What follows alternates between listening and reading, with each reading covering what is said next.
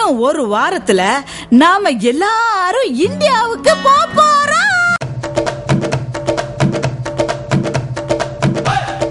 சித்திரம் சொல்லாத அழகம்மா, சந்திரன் வேண்டாத வீடம்மா.